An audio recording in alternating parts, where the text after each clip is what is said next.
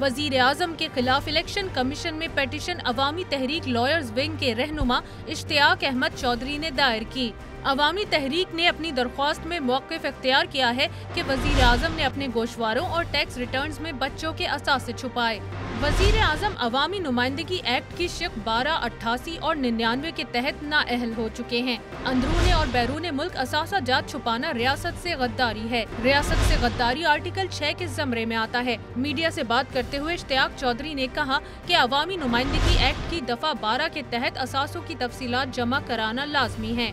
اب دفعہ 12 کے تحت یہ ضروری ہے کہ ہر پارلیمنٹیرین کے اوپر کہ وہ اثاثہ جات کو ڈکلیئر کرے گا اپنے اور اپنے ڈیپینڈنٹس کے، اپنے بیٹوں کے، بیوی کے۔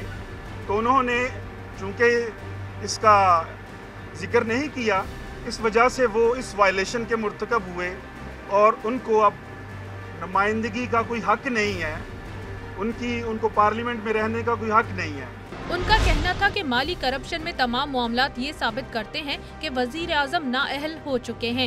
یہ پیٹیشن اب الیکشن کمیشن کا بھی امتحان ہے۔ الیکشن کمیشن اس پر غیر جانبدار ہو کر کارروائی کرے۔